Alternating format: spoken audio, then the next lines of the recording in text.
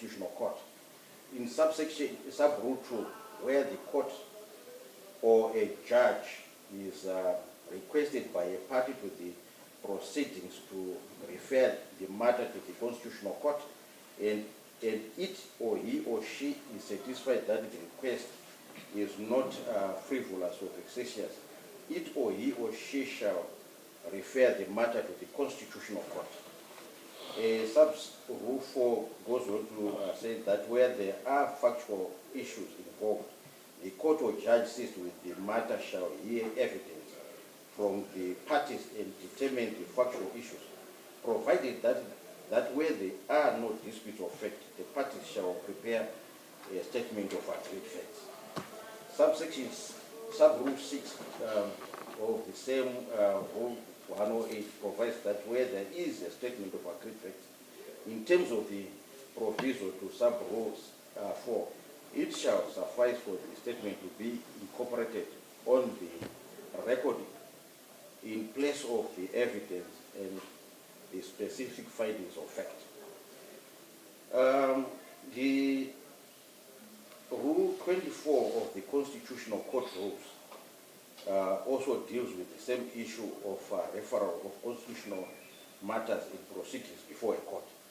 In sub-rule 2, it says where the person presiding over a court of a lesser jurisdiction is requested by a party to the proceedings to refer the matter to the court, and he or she is satisfied that the court is not, that the request is not frivolous or vexatious, he or she shall refer the matter to the court. Sub-rule 4 says where there are factual issues involved, the court seized with the matter shall hear evidence from the parties and determine the factual issues, provided that where there are no disputes of fact, the parties shall prepare a statement of agreed facts. Sub-rule 6 says where there is a statement of agreed facts, in terms of the proviso to sub-rule 4, it shall suffice for the statement to be incorporated in the record in place of the evidence and specific findings of fact. The timing of the referral is important.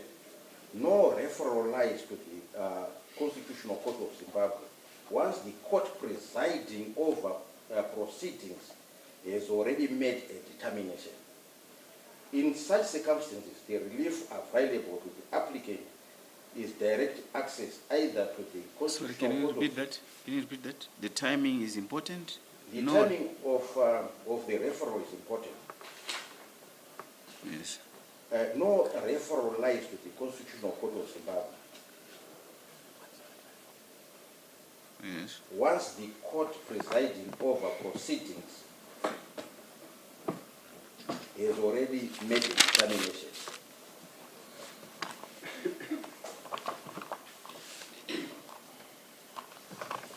Thank you.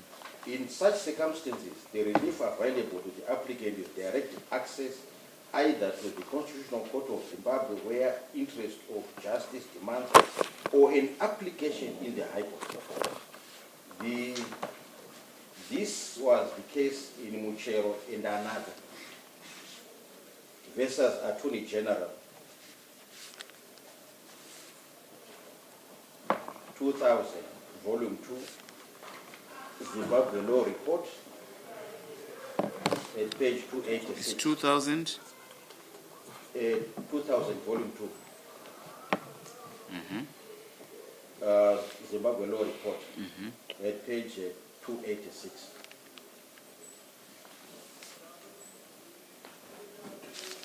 Thank you.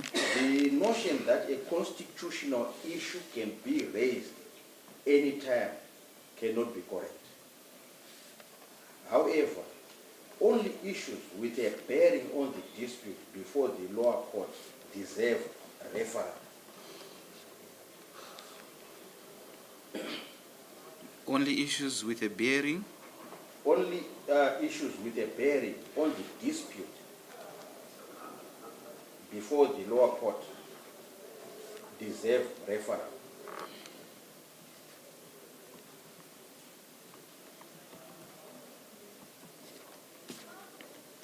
Now, in the case of Dengezi versus Nyamururu, yes. CCZ 13 of 23. CCZ 23 of 23. Sorry, CCZ 13 of 23. Mm-hmm. Pe Garwe JCC, it was held that, and I quote, it seems to me that the matter ought to be struck off the roll for two reasons. That is paragraph 15. In paragraph 15 of that of Cyclo's judgment, it was held that by Garwe JCC that it seems to me that the matter ought to be struck off the roll for two reasons. The first is that the referral was improperly made. I say this because the issue of prescription not having arisen in proceedings before the court of court, that court could not have properly referred the matter to the Constitutional Court for determination in terms of section 175, subsection 4 of the Constitution.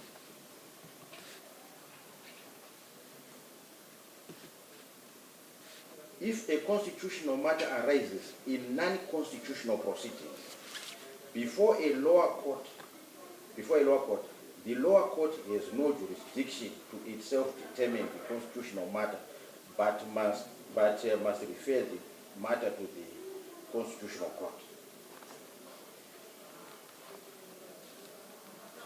This court, in various decided cases, has stressed that in respect of matters referred in terms of section 175 subsection 4, it is always obliged to determine whether a referral was properly made. If a referral is not properly before the court, that is the Constitutional Court, it will be disposed of without further ado on that ground alone. The resolution of the question whether the instant referral was properly made, this is still the case of Dengezi. The resolution of the question whether the instant referral was properly made requires this court to examine whether there was a valid plea of prescription before the court at all, taken on the basis of the prescriptive period set out in section 70 of the Police Act.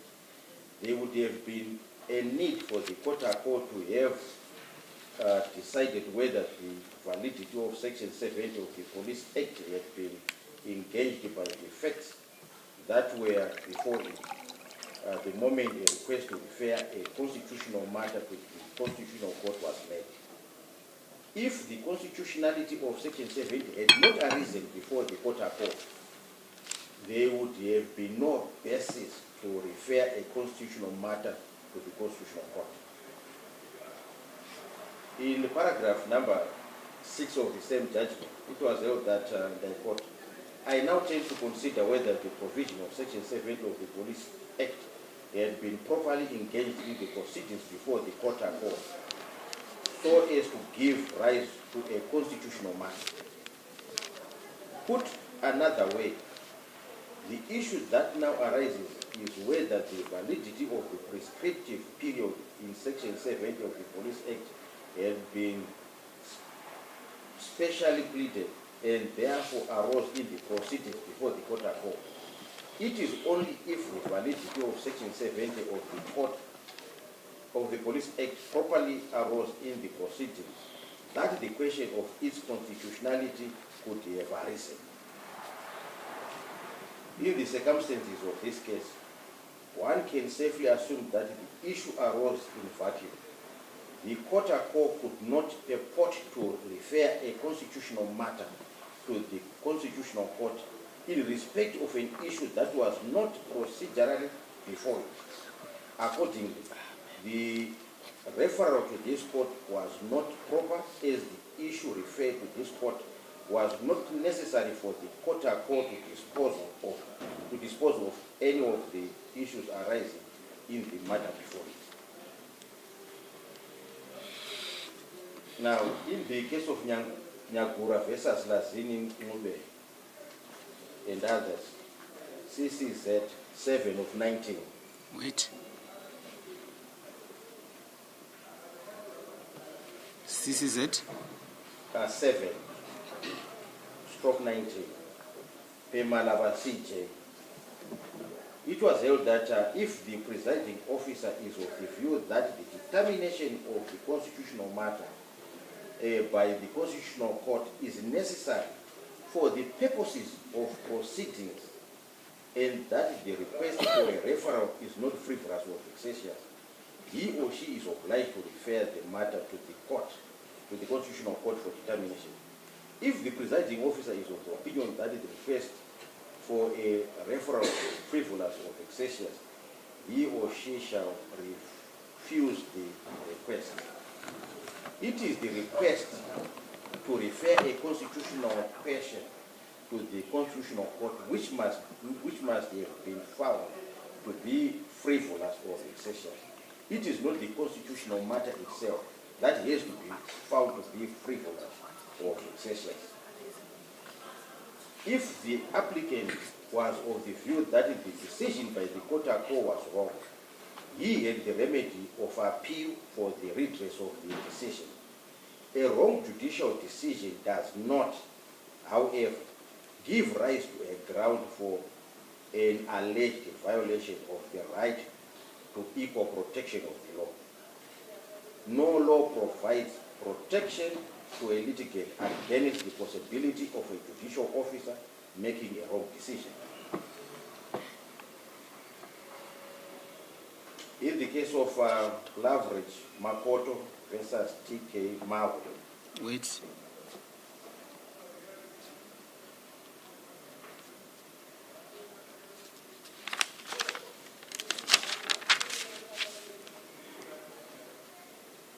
Case of? Leverage. L-O-V-E-R-A-G-E. Makoto. Makoto. Yes, Makoto. Yes. Versus TK Mawe. Yes. And another. CCZ 3 of 20. Yes. Pemalaba CJ in Chambers. It was held that regarding the procedure under section 175 subsection 4 of the Constitution, the court in Nyagura and versus Chimombe at page 9 to 10 of the cycle style judgment stated that there must be a moment when the presiding person must address his or her mind to the factors that answer a number of questions.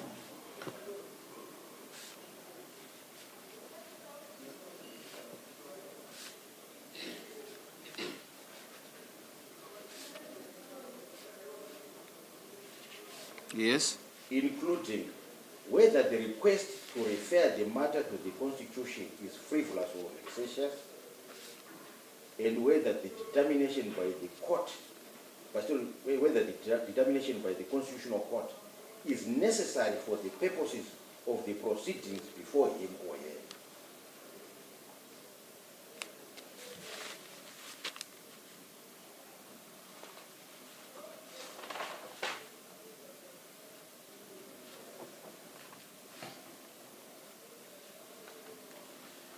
The purpose of the exercise of the jurisdiction of a subordinate court under section 175 subsection 4 of the Constitution is to protect the process of the Constitutional Court against the frivolous or vexatious litigation. The standard by which the facts on which the raising of a question is based must be measured is put so high so as to enable the person presiding in the lower court to stop legal proceedings that should not have been launched at all. More importantly, the determination of a question must be of benefit to a party.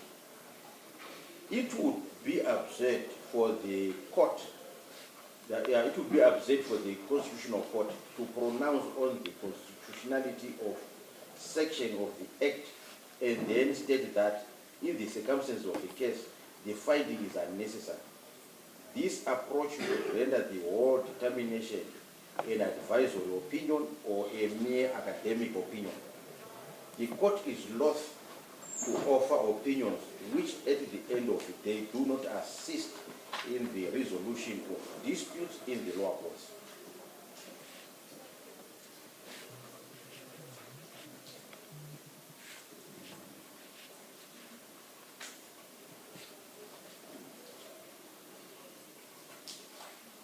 Yes.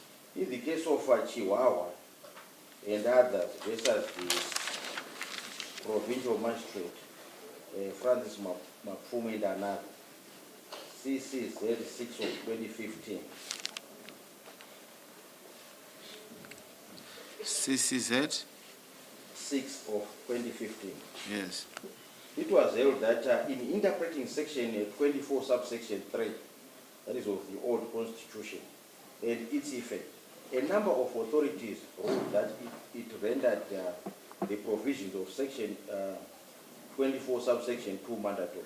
In other words, any constitutional issue that arose during proceedings in a lower court had to be referred to the Supreme Court, sitting as a constitutional court in terms of section 24 subsection 2. Section 175 subsection 4 of the current constitution is an exact replica of the old section 24 subsection 2. It was, for instance, held by Malaba J. as it then was in Tranquility versus Gabe and another, 2006, volume 1, Zimbabwe Law Report at page 148, as follows. It is the duty of the party who wants a question as to the contravention of the Declaration of Rights arising in the proceedings in the High Court or in a court subordinate to it, refer to the Supreme Court for determination to ensure compliance with the provisions of section 24 subsection 2. The requirement to comply with the procedure prescribed hereunder is made mandatory by the provisions of section 24 subsection 3. If a remedy is available to a party where it is a factual or a legal, whether it is a factual or a legal remedy, courts will not normally consider a constitutional question unless the existence of a remedy depends on it. In Martin versus Attorney General and another, it was held that the ordinary and natural meaning of the words frivolous or vexatious in the context of section 24 subsection 2 of the Constitution had to be borne in mind and applied to the facts by the person presiding in the lower court to form the requisite opinion. Gabe CJ at page 157 said, in the context of section 24 subsection 2, the word frivolous connotes in its ordinary and natural meaning the raising of a question marked by a lack of seriousness, one inconsistent with logic and good sense, and clearly so groundless and devoid of merit that a prudent person could not possibly expect to obtain relief from it. The word vexatious in the contradistinction is used in the sense of the question being put forward for the purpose of causing annoyance to the opposing party, in the full appreciation that it cannot succeed. It is not raised bona fide. And a referral would be to permit the opponent to be vexed under a form of legal process that was baseless. Can you repeat that? Vexatious? The issue raised is raised for the word vexatious in contradistinction is used in the sense of the question being put forward for the purpose of causing annoyance to the opposing party. In the full appreciation. Yes. That it cannot succeed. It is not raised bona fide.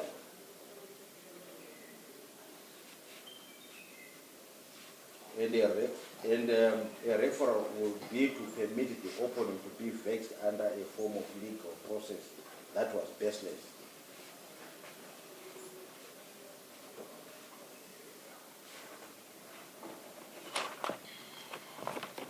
Thank you. In the case of Jablan Sibanda versus the state, CCZ 4 of 17. CCZ CCZ 4 of 17. 12 of 17. 4 of 17. Or 04. Yeah, 04 of 17. Yes. It was held in that particular case that he did not consider how Section 33, subsection 2b may contravene the Constitution. He did not explain which sections of the Constitution may be violated if an accused undergoes a trial on a charge of contravening Section 33, subsection 2b. In short, he was under the impression that simply regurgitating the provision was sufficient. In this, he was wrong. In Berry versus JSC and other CCZ 10 of 22. Yes. It was held on paragraph on page 11, paragraph 1. And I quote, Mr. Maduku argues that where a constitutional issue arises in any litigation, the court may deal with it, and if it does address that issue, then a constitutional appeal must lie against its decision. Moreover, a point raising a constitutional issue may be taken at any time. This was the argument of Mr. Maduku in the court of, in the case of Bail. Unfortunately, he is not here. In section 322 of the Constitution, a constitutional matter is defined as a matter in which there is an issue involving the interpretation, protection, or enforcement of the Constitution.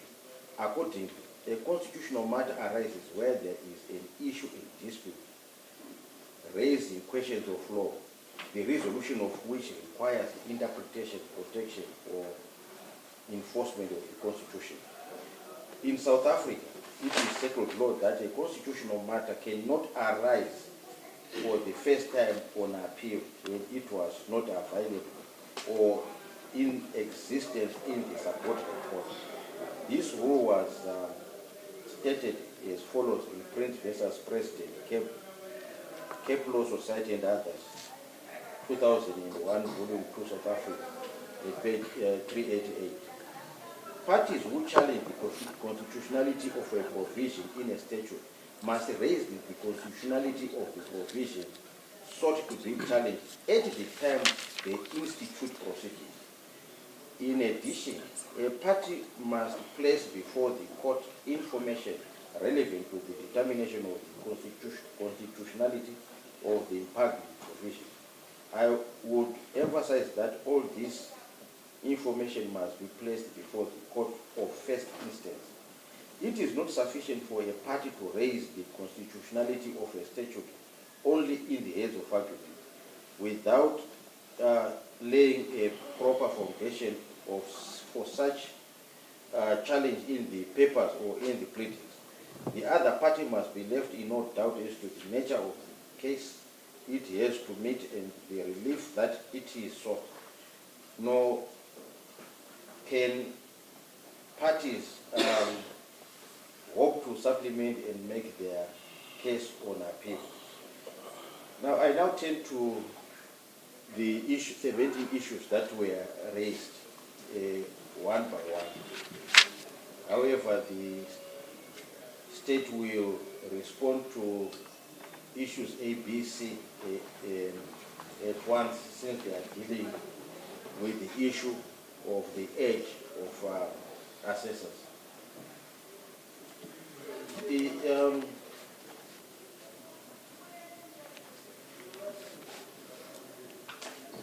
the composition of the High Court is, this is section 3 of the High Court Act. It says, subject to section 4, the High Court shall be duly constituted, B, for the purpose of hearing a criminal matter, if it consists of one judge of the High Court and 2 assessors. The initial position by the accused person was that the court was improperly constituted because 2 of their members were over 70 years, and hence the trial could not proceed before that issue had been referred to the Constitutional Court and resolved. The same position was motivated in the filed written application in paragraphs A, B, and C. When Professor Maduku was motivating the constitutional question for referral, there was a sudden shift on this point. The accused persons then made it clear that they were objecting to Section 6 of the High Court Act, Chapter 7.06, which they found to be unconstitutional. They emphasized that they were not objecting to the participation of the assessors, who are both over 70 years in the criminal proceedings before this honorable court, but to a law which they find to be unconstitutional. The composition of the bench was no longer an issue, as the accused persons considered that it was constituted properly as the law currently obtains. The issue, so their issue is with the validity of Section 6 of the High Court Act. Clearly, the accused persons were raising a constitutional issue of public interest. Section 175, subsection 4 of the Constitution is not the proper route to be taken by the accused persons. The constitutional issue being raised cannot detain this honorable court from proceeding with the criminal trial before it. This is an issue that was supposed to be pursued by way of a court application before this High Court or through direct access to the Constitutional Court. The raising of this constitutional challenge to the law, which has no direct bearing on the trial before this court, is meant to frustrate the court in proceeding with the trial. The accused persons indicated that they were aware of the relief provided in Section 6 subsection 4 of the High Court Act, but they were against invoking that provision. Their argument was that they had no issue with the bench as it is constituted. The applicants have chosen to challenge the legislation. The alternative remedy in Section 6 subsection 4 remains not exhausted. The alternative remedy in Section 6.4 remains not exhausted. This was an issue that could have been resolved without recourse to challenging the constitutionality of Section 6. This is an aspect of the principle of constitutional avoidance.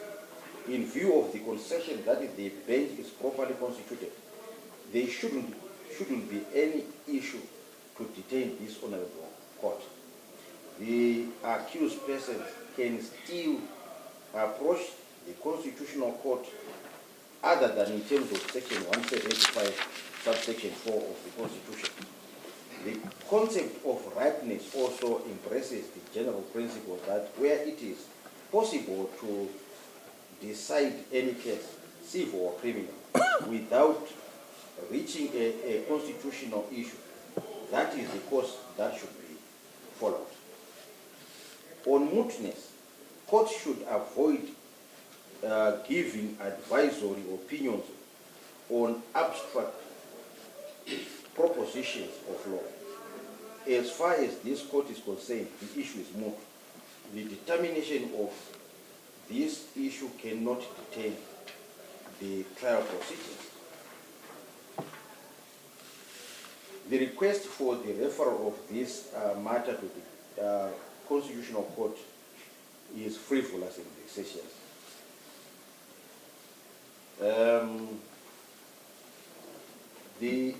My Lord and Honorable Assessors, the state had realized, so my Lord, the state had realized that it was its position that on the 22nd of October, the defense team had abandoned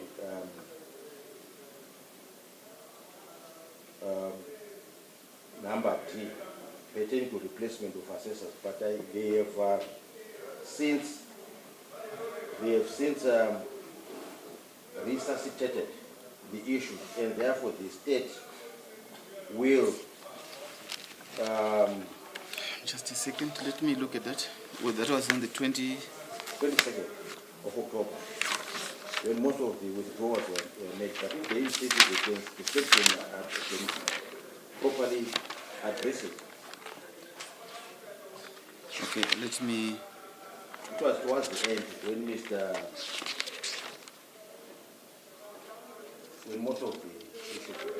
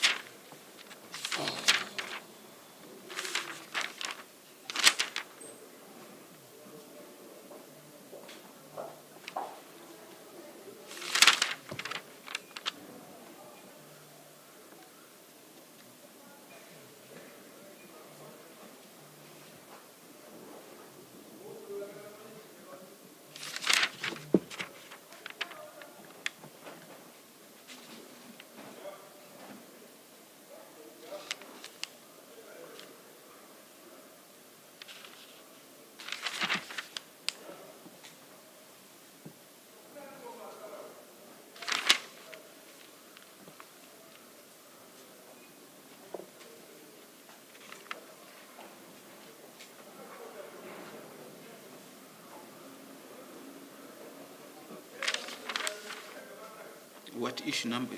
What is it? Is issue number? Number D, pertaining to the reconstitution of the court by replacement of an assessor.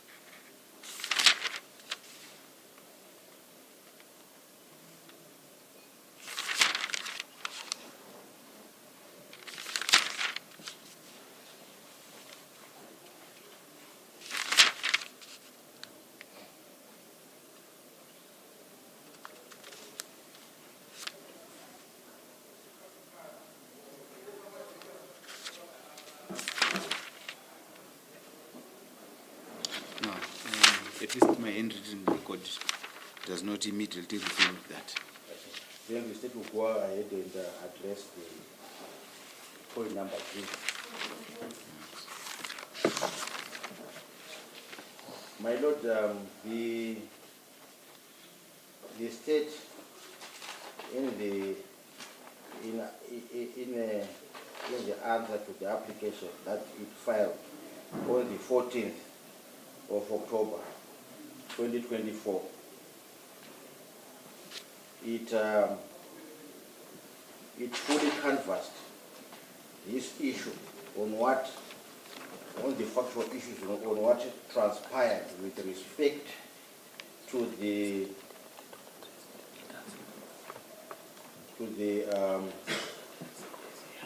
reconstitution of the court. On page 13 of its response, that is paragraph 14, it stated that the following. I'll quickly go through. On the first day of the trial, the applicants resisted the commencement of the trial in the absence of raising an application for an exception to the charge or quashing of the charge. A criminal trial commences with the accused persons pleading to the charge in terms of Section 180 of the Criminal Procedure and Evidence Act. The applicants never pleaded to the charge in the presence of the second assessor who was replaced. There was no need for the parties to be consulted because the trial had not yet started. Only after the trial has started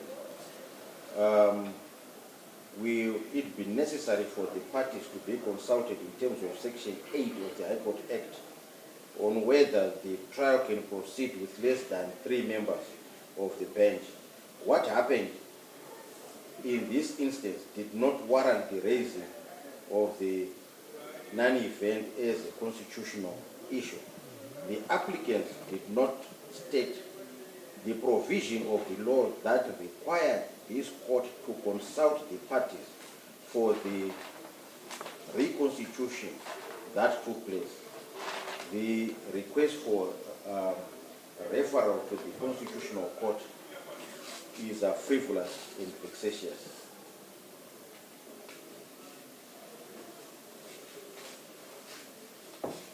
It is this is with relation to Section 8, where there'll be this issue, what parties are calling reconstitution of the court. It's reconstitution in terms of what section? This is what the state is saying, that the applicants are not saying that there's a provision where the parties are supposed to be consulted by the court in terms of the composition of the court. Okay. The issue only arises in terms of Section 8. If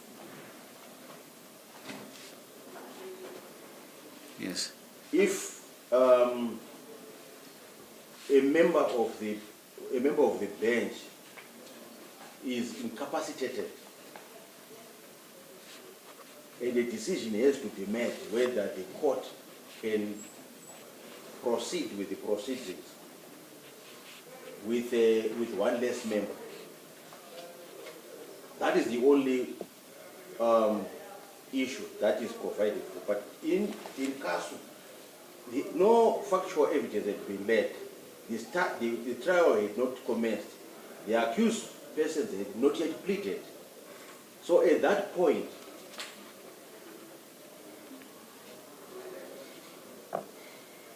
yes, there was no issue that arose from the reconstitution of the court. The applicants do not say how they were prejudiced by the reconstitution of the court.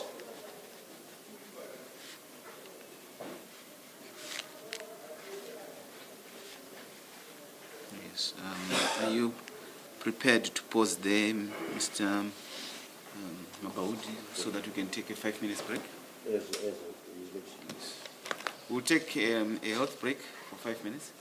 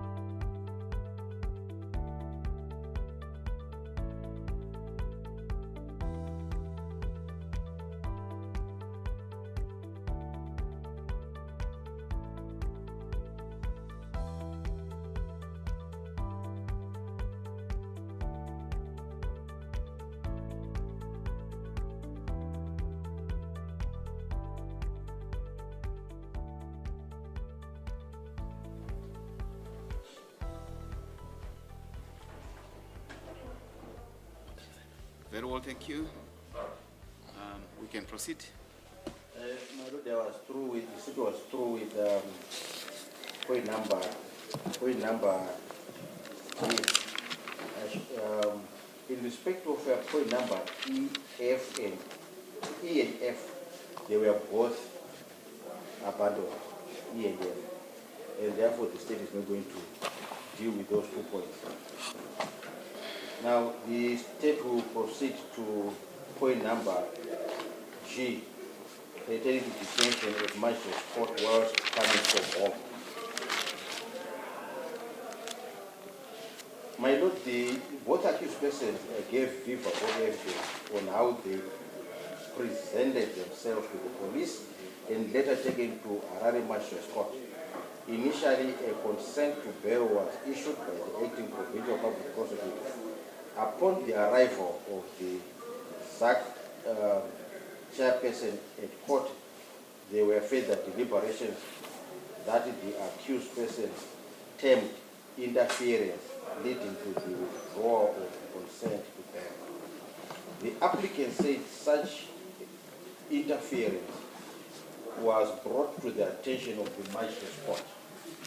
In terms of section 175, subsection 4 of the Constitution of Zimbabwe, a magistrate has the jurisdiction to refer a constitutional matter that arises during the proceedings before it to the Constitutional Court. It is therefore apparent that the issue pertaining to the violation of the rights of the accused persons did not arise during the trial proceedings before this honorable court. In view of the failure by the accused persons to seek for the referral to the Constitutional Court of the perceived violation, the accused persons will have other options to enforce their rights other than seeking for a referral by this honorable court in terms of section 175 subsection 4 of the Constitution. The same violation cannot be raised both in the magistrate's court and in the High Court during a bail application and during a trial, respectively. The accused persons haven't indicated the provision that allows the court to refer to the Constitutional Court a violation that was raised in the magistrate's court. This honorable court has no jurisdiction to entertain an alleged violation that was supposed to be referred directly to the Constitutional Court by a lower court. Okay, very well, just wait there. This court does not have jurisdiction to entertain a violation. To entertain an alleged violation. An alleged violation that was supposed to be referred directly to the Constitutional Court by a lower court.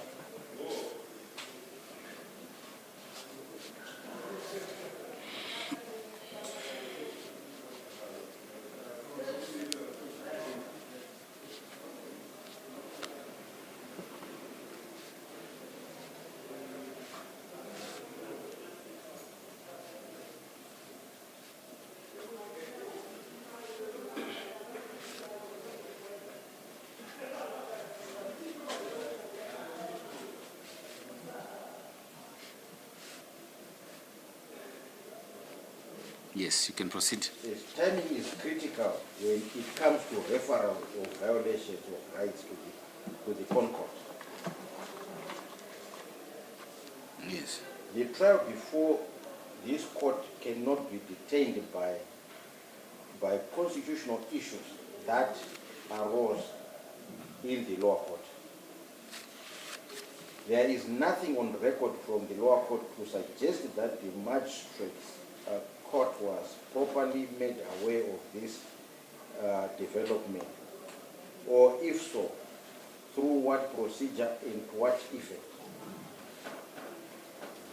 Yes. It may therefore be safe to assume that the lower court is still in the dark in this regard, Further to this, it appears from the facts of the case that evidence should have been laid in the lower court to enable the magistrate to determine whether or not the case merited a referral to the Constitutional Court. In the case of Chihuahua versus Provincial Magistrate Francis Mpofu, at page 10 to 11, it was held that the end result is that the latter court is seized with a matter that might not only have required viva voce evidence to be laid, but may, for all intents and purposes, have been ruled frivolous or vexatious by the magistrate.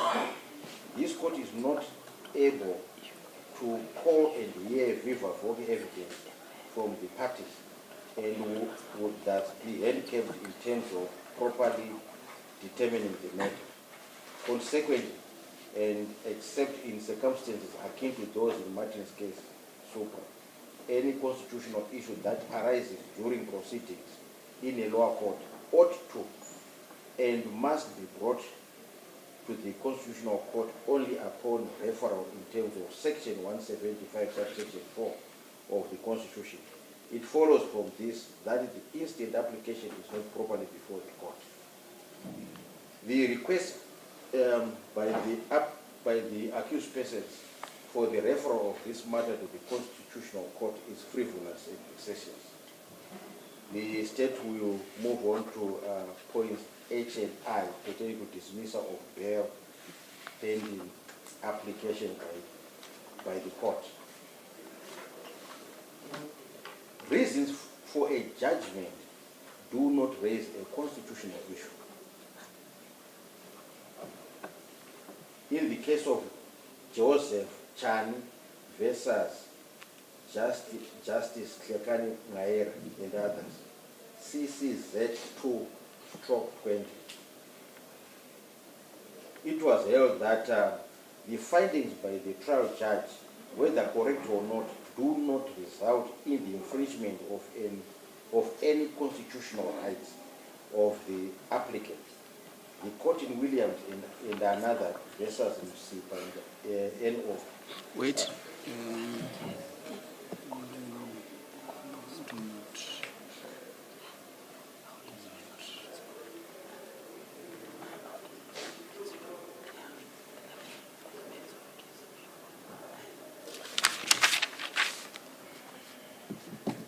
Yeah, you have just read the judgment. You said Maira. Yes. In the case of Joseph Chani versus Justice Klekani Ngaira,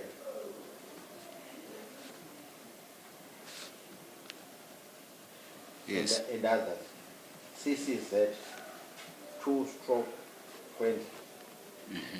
It was held that the findings by the trial judge, whether correct or not, do not result in the infringement of any constitutional rights of the applicant.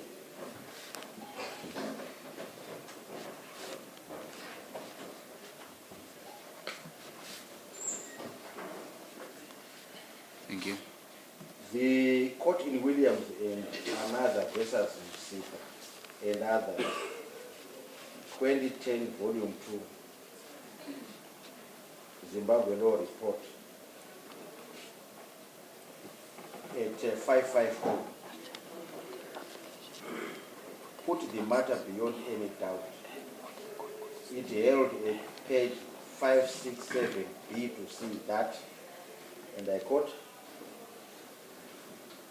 the Constitution guarantees to any person the fundamental right to the protection under a legal system that is fair but not infallible.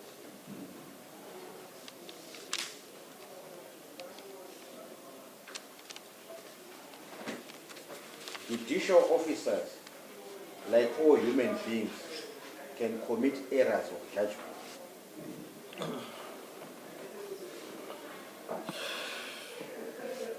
It is not against the wrongfulness of a judicial decision that the Constitution guarantees protection.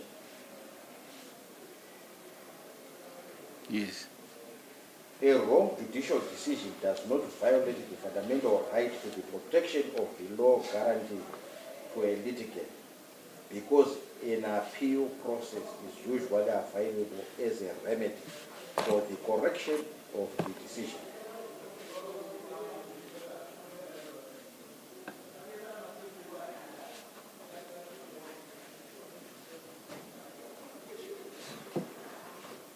Yes. Where there is no appeal procedure, there cannot be said to be a wrong judicial decision, because only an appeal court has the right to say that a judicial decision is wrong.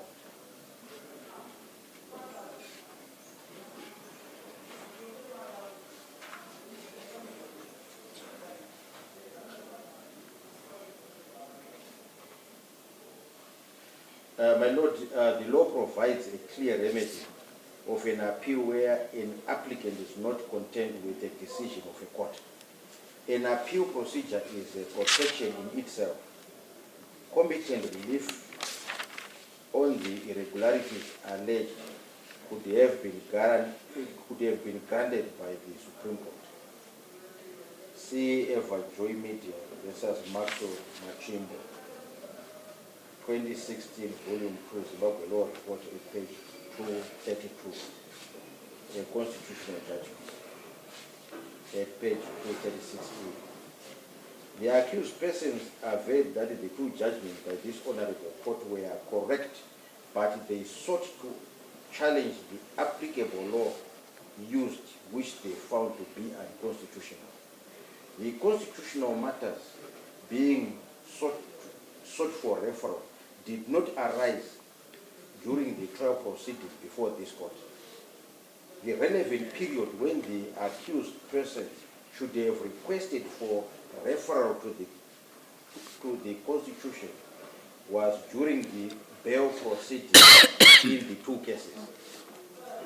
Bail proceedings and trial proceedings are different, and therefore the constitutional issues arising during bail proceedings cannot be raised in these trial proceedings.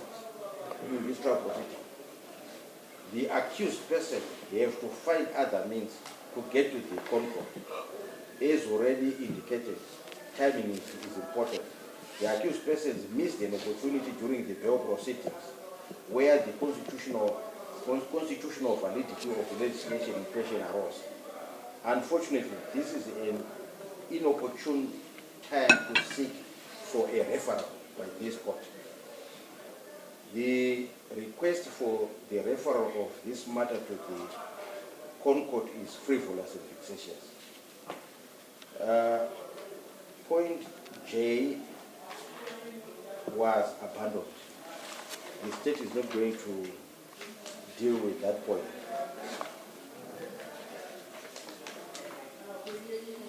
I will then proceed to item K.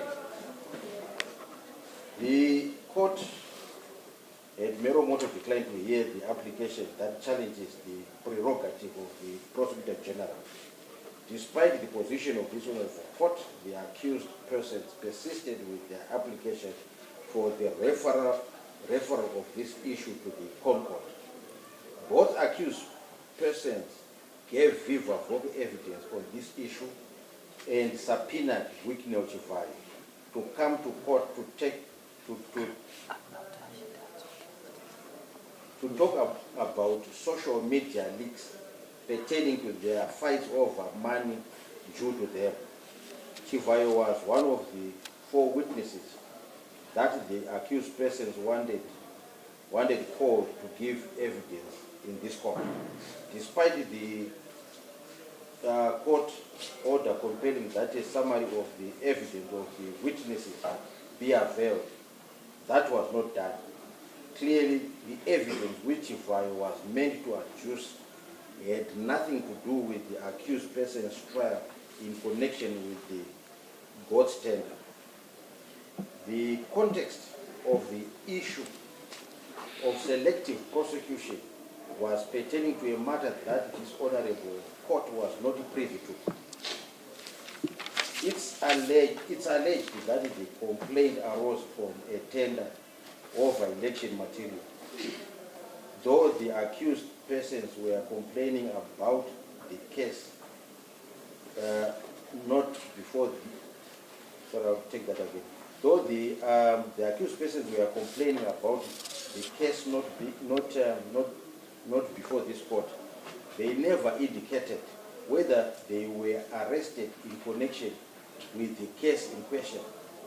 It was clear that the accused persons merely wanted to take the opportunity of the application for referral to maliciously soil Chifai. There is no other explanation for the accused person to involve Chifai in proceedings that did not concern him. Despite conceding that the matter before the court only concerned the two of them, they insisted on calling Chifai for ulterior motives. That explains the insistence on the part of the accused person to pursue this point in spite of the court's sentiments. The request for the referral of this matter to the Constitutional Court is frivolous and vexatious. I will move on to item. This is JKL. L. Item L. Challenging section 66, subsection 1 and subsection 2. Where it is possible to decide any case without resort to any possible constitutional question or remedy, then that is the course and procedure that must ordinarily be followed. This was held in several cases. State versus Hume and others, 1995 South Africa, 1995 volume 3 SA, at page 867 and others. The issue of section 66, subsection 1 and subsection 2 arose during the bail application proceedings. That was the opportune moment that the accused person should have sought for a referral. The referral should have been sought before a decision was made in the respective bail appeals. That was not done. Section 175, subsection 4 of the Constitution is meant for questions that arise during the course of proceedings before the court. In casu, the section 66, subsection 1 and subsection 2 did not arise during the course of the trial that has hardly commenced. The court cannot therefore be asked to refer an issue that hasn't arisen during the proceedings before it. The question being raised has nothing to do with the present court as constituted. The court cannot therefore be detained by issues before it. A referral would mean the proceedings before the court have to stop until a determination has been made by the Constitutional Court on the issue sought for referral. The issue being raised does not concern this honorable court. The request for the referral of this matter to the Constitutional Court is frivolous. Item number M was abandoned. The state is not going to touch on that. I will move on to item N. The alleged interference by the ZAC chairman with the National Prosecuting Authority leading to the withdrawal of the consent to bail that had been issued by the acting provincial public prosecutor. The alleged event took place before the initial appearance in the magistrate's court. Both accused persons testified on what happened on the day in question. The circumstances of what transpired that particular day were alleged to have been ventilated before the bail hearing at the Magistrates Court. The accused persons confirmed during their testimony that they were aware of the violation of their rights before their appearance in the Magistrates Court. The issue of interference, therefore, arose during the bail application in the Magistrates Court. Had the accused persons been desirous of enforcing their rights, they were expected to seek for a referral to the Constitutional Court before the finalization of their bail application in the lower court. It is submitted that this issue hasn't arisen during the trial proceedings before this court, for this court to be invited to refer the issue to the Concord. The issue was ventilated at the Magistrates Court, and therefore a Concord referral should have been sought at that stage. The alleged constitutional question did not arise before the trial proceedings before this honorable court. The request for the referral of this matter to the Concord is frivolous and vexatious.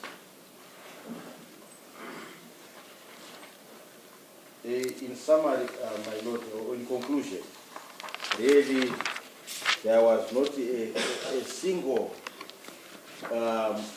issue that merited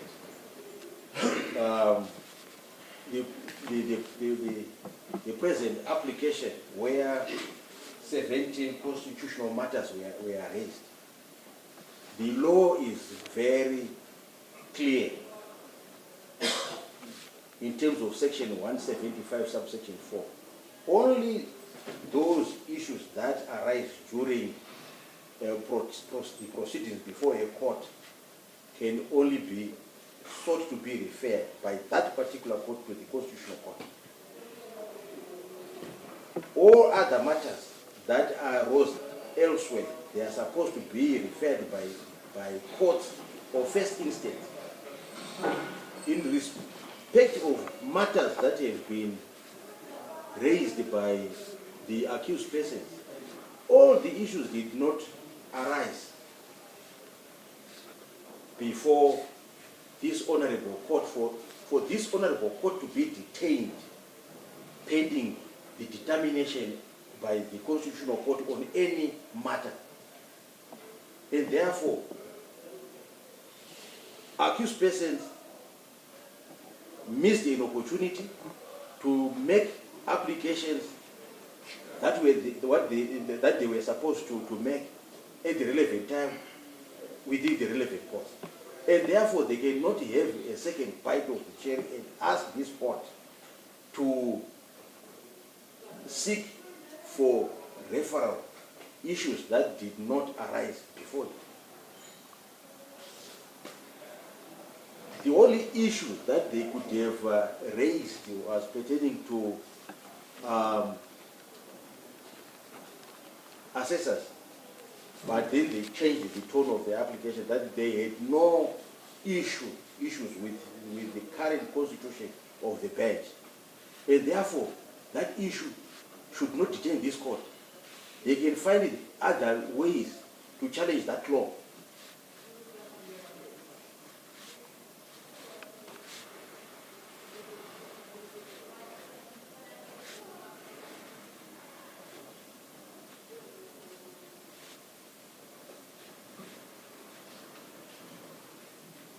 The application in its entirety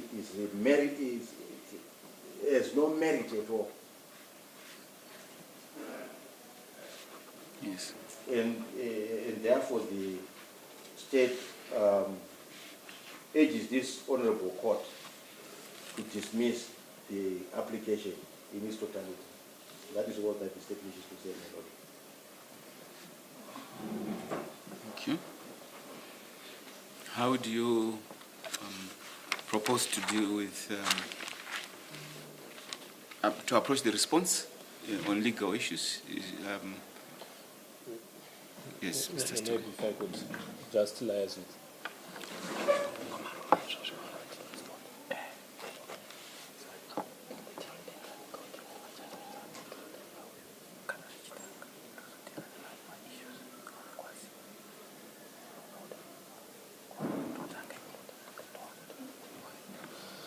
Thank you, Lord. What we'll do, Lord, is Mr. Judro will respond to the issues that you assist with. At the tail end of our submissions, I'll just deal with the law in respect of the judgments which have been advanced to the court by my learned friend for the state to just distinguish them and as to their inapplicability to the present application. Very well. Most of it. Thank you very much, my lord. I'll deal with the issues that relate to the aspect of the Section 6 of the High Court Act and the constitutional issues that have been raised therein. My lord, the argument that my learned colleague is placed before this honorable court has some mischaracterization of the applicant's case. My learned colleague seems to be suggesting that the applicant is saying that the applicant made a somersault, that initially the applicant had said that they were objective to the constitution of the bench together with the assessors as currently constituted, and then that we then made a somersault to say what we are attacking are the provisions of Section 6. My lord, that is not the case. The applicant is saying to the extent that the composition of this current bench is allowed by provisions of the High Court Act, which in our view offends the Constitution, is a violation of the Constitution. To the extent that the composition of this court is allowed in Section 6 of the High Court Act. Yes. To the extent that it violates the Constitution in that it requires a certain age limit to be put in respect of deciders of facts that are before this honorable court. To that extent, it is a violation of the Constitution and therefore must be referred to the court, the Constitutional Court. My lord, the issue that this honorable court should be faced with, and which has been determined in the cases that my learned colleague has related to, the Robin Vela matter, bears in mind, is that this honorable court should be entertaining the issue of whether or not the issue is frivolous or vexatious. It is not whether this honorable court should entertain whether or not the applicant can have direct access or does not have direct access. Because Section 175, subsection 4, is very compelling to this honorable court, because it states that once constitutional issues arise, this honorable court must determine one issue, and that issue is whether or not it is frivolous or vexatious. I did not hear anything in the submissions of my learned colleague that challenged the frivolity of the provisions of the Act of the High Court Act, which are in contestation. And to that end, my lord, it is my submission that the state has not challenged seriously the issue of whether or not it is frivolous or vexatious. I have heard my learned colleague to be relating to two doctrines, the doctrine of constitutional avoidance and the doctrine of ripeness, my lord. The state has not made any submission to the effect that it is not frivolous, it is not vexatious. It has rather urged this honourable court to exercise constitutional avoidance. My learned colleague relates to the remedy that is in the High Court Act, which allows a party to object to the sitting of an assessor. And with respect, my lord, the submission that we make is that that remedy does not remedy the infringement that is being challenged. It does not remedy that. Because there is nothing that would stop a reconstituted bench with another assessor who is above the age limit that we say is an infringement in the Constitution. In other words, it is not a remedy at all. It does not remedy the status that which the applicants are complaining of. So that remedy does not apply. And it will... Wait. You are saying, even assuming those assessors step down, there is no guarantee that the assessors to replace them will be below 70? Yes, my lord. Because the law allows that. And it is accepted that we can request for the assessors to be excused without even giving reasons.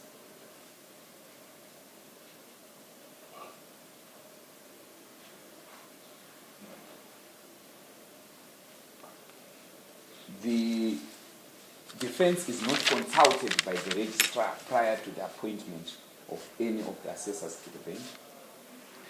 We do not take any role whatsoever in the appointment of the assessors. So an accused person... An accused person does not take any role in the selection of the assessors that would sit in a matter. And that is the role of the registrar, so to speak. So when the registrar then acts and appoints assessors, the registrar does not look at the age of the assessors. The registrar deals with a register that appears before him. And on that list appears a number of assessors who may be above 70. And the registrar would not have a basis to then discriminate against assessors who are above the age of 70.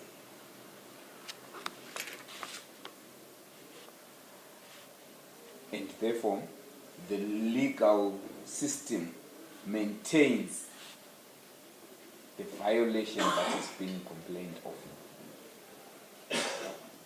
My lord, the indication that at the very least one of the judges of this honorable court has held that the issue of the age of the assessors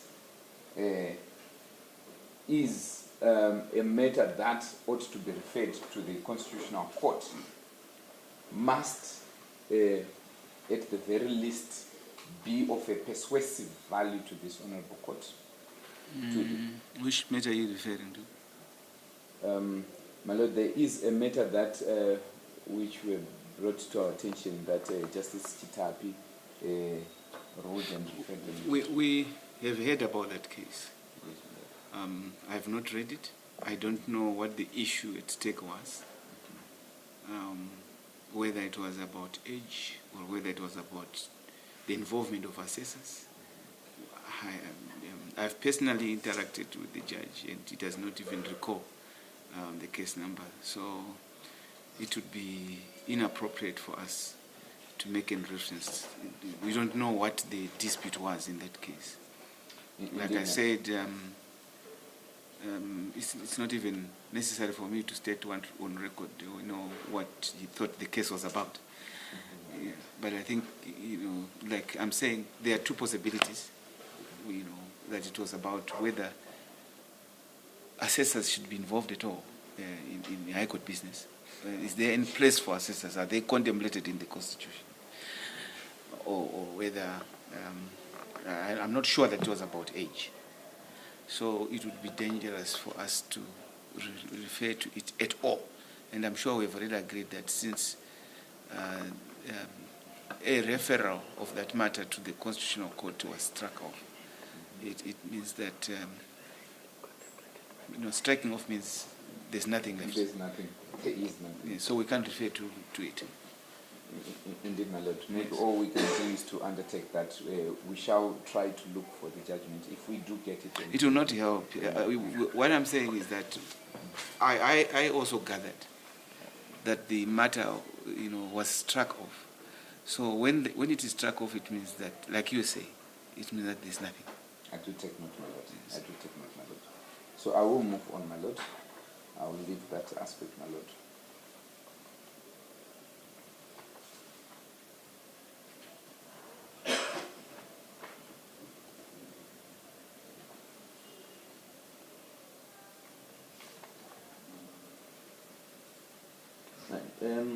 My lord, would want also to react to the submissions that were made by my learned colleague to the effect that it is only the issues that have a bearing on the dispute before this honorable court that must be determined.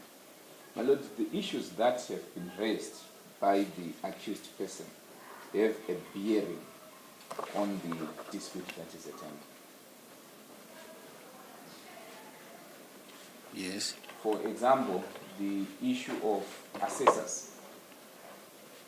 It cannot be disputed that the issue of assessors has no bearing on the trial that we are about to engage in.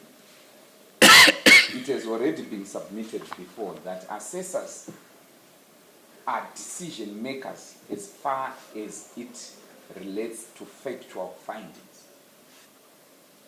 And that in instances where the assessors are on one side and the judge is on the other side, it is the vote of the majority that carries the day. So it cannot be argued that that aspect has no bearing on these proceedings. Respect.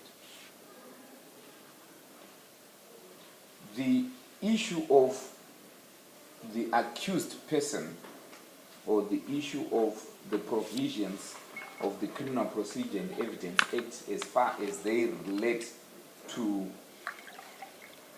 whether or not the accused persons are coming from in custody or coming from home have also a bearing on these proceedings because it affects their right to a fair trial in that it affects their preparedness to this trial. This honorable court has already ruled, I do not have the citation of the cases on head, but this honorable court has ruled that whether an accused person is coming from custody or coming from home affects the preparedness of the accused person to proceedings. In other words, an accused person who is attending to proceedings coming from home is more and better placed to prepare for his trial. So, if these accused persons are going to be put to go through a trial whilst in custody, in scenarios where they would have been entitled to have been coming from home because of the constitutional provisions that we have related to, it would therefore mean that their constitutional violation goes to the root and goes to the root of their defense and is indeed prejudicial. So indeed, the issues that they raise in relation to the Criminal Procedure and Evidence Act provisions have a direct bearing on this case.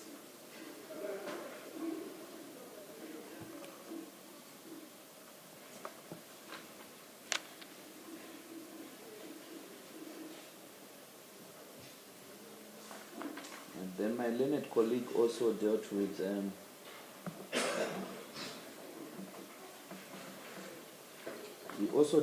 the case of Dengezi versus Nyamururu, CCZ 13 of 23, the decision by Garwe, JCC, in which the Honorable Court clearly dealt with the aspect of what are issues that come out of the proceedings. And the court was very clear to state that the issues must be pleaded. As in this Honorable Court, the accused persons have both pleaded the issues that they've placed before this Honorable Court. The issues appear in their defense outline.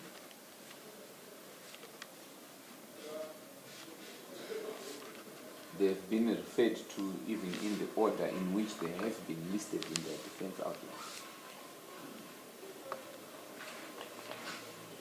So there is a basis for that.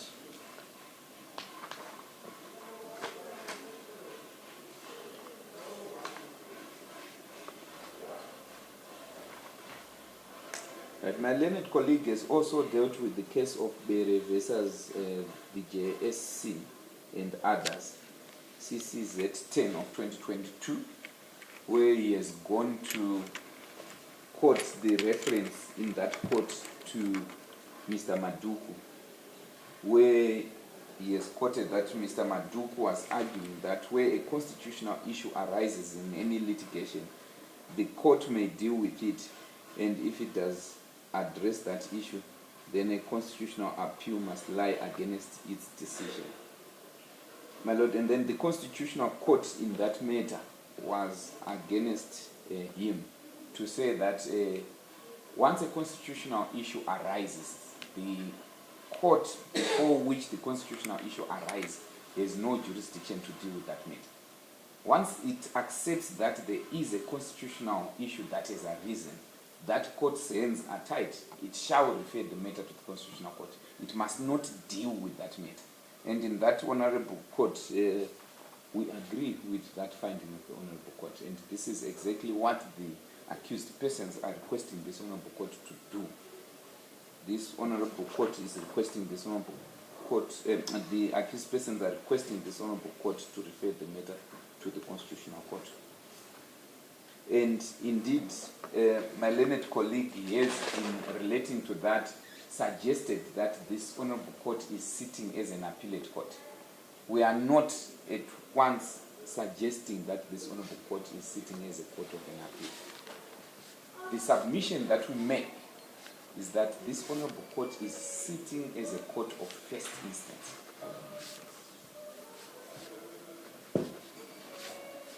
And in this regard, this Honorable Court must make a determination of the facts that we have presented before this Honorable Court, and should they be meritorious, it must refer it to the Constitutional Court. The one other aspect, my Lord, that I would want to refer to relates to the terminology, or what we submit this Honorable Court should ascribe to the term proceedings. Because in section 175 of the Constitution, it says if constitutional issues arise during proceedings, it does not define what proceedings mean. My Lord, the interpretation of the word proceedings that we would urge this Honorable Court to take is the broader meaning of proceedings.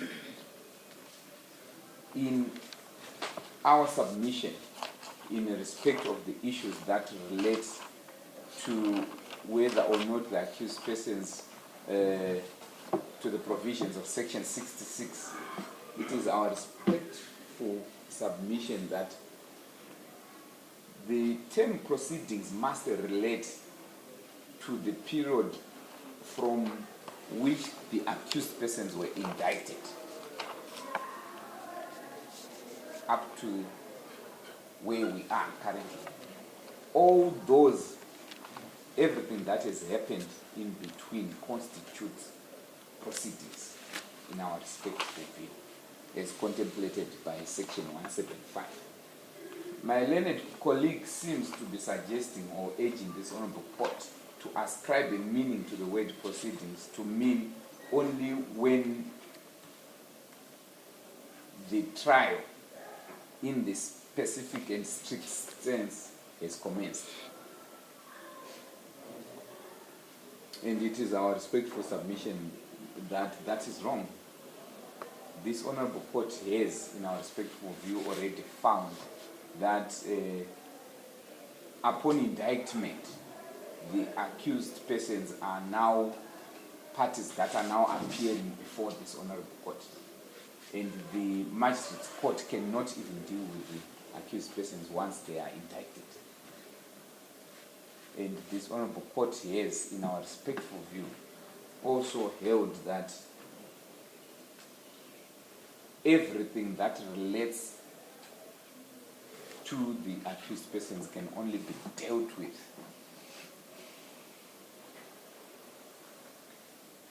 upon commencement of the trial.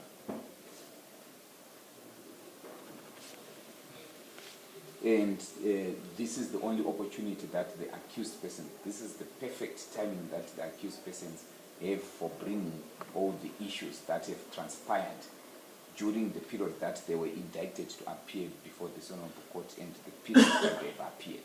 This is their earliest opportunity to raise a complaint to indicate of any constitutional violations that have transpired. So it constitutes the proceedings. It constitutes issues that would have arisen during the proceedings. That is our respectful submission. To give an example, my lord, would be a scenario where an accused person is arrested and whilst being taken to court, or akin to this is a situation of what transpired before the parties got into court. All those issues, my lord, in our respectful view, constitute proceedings of the magistrate's court, even if that would have transpired outside the courtroom. In other words, if anything transpires between counsels when we are sitting and it is brought to this Honourable Court's attention, it constitutes proceedings, even if it may have happened outside the proceedings. My lord, I would then move to the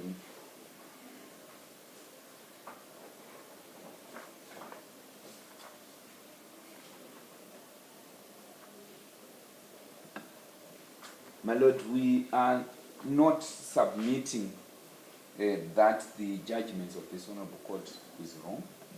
We are not requesting this Honourable Court to review itself. In fact, we are submitting that the judgments of this Honourable Court is correct as provided for in the provisions of Section 66 of the Criminal Procedure and Evidence Act. But we are saying that to the extent that those provisions violate the accused person's rights, that aspect must be referred to the Constitutional Court.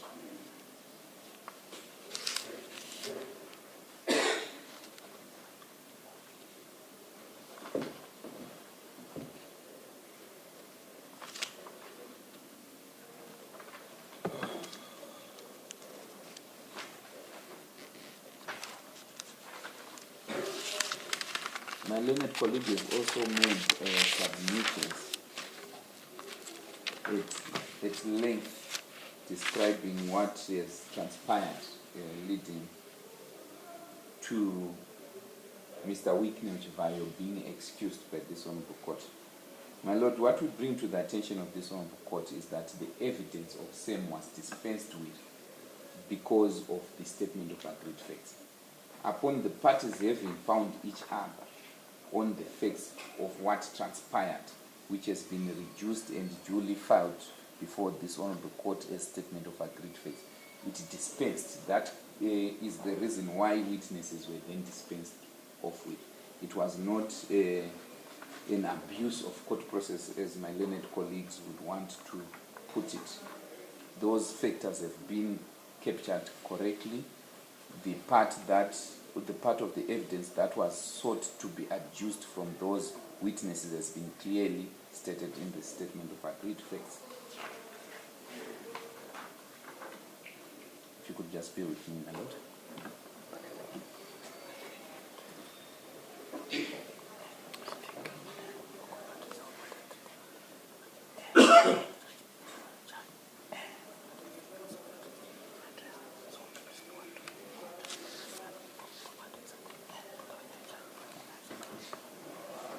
My lord, unless if you want me to clarify on anything, I'll defer to Advocate Stoll. Yeah, just remain on your feet for a while. Thank you, my lord.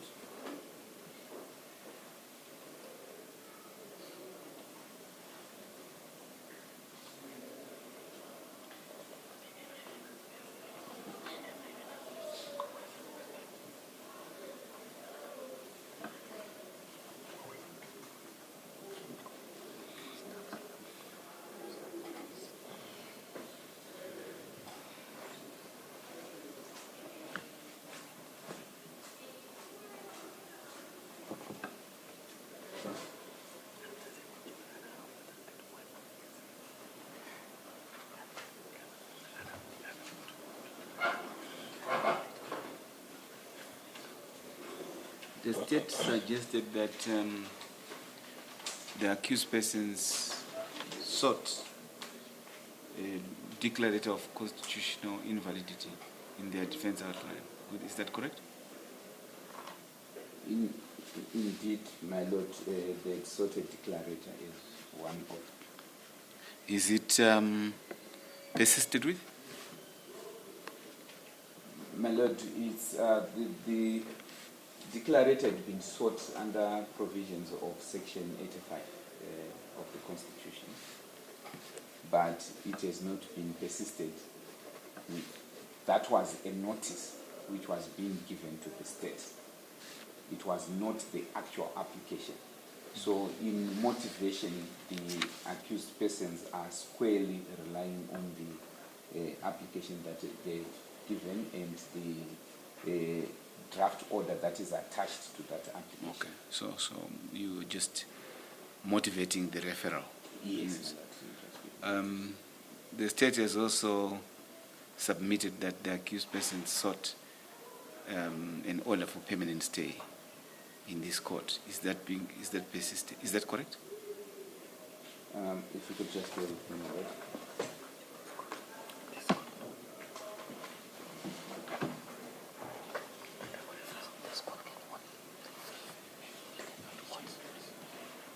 My lord, it is our submission that this honourable court, once it finds that the application is merit, has got only one thing that it can do. No, so that is to refer. No such relief is sought in this court. Yes, that is a relief that would eventually, if the matter is merit, be granted by the Constitutional Court.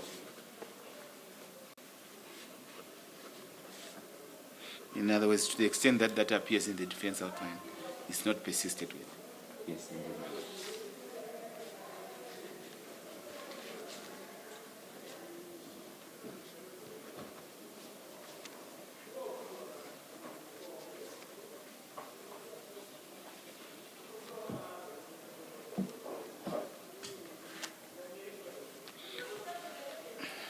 The state has submitted that there is no provision which contemplates that the accused person should be consulted in the selection of an assessor.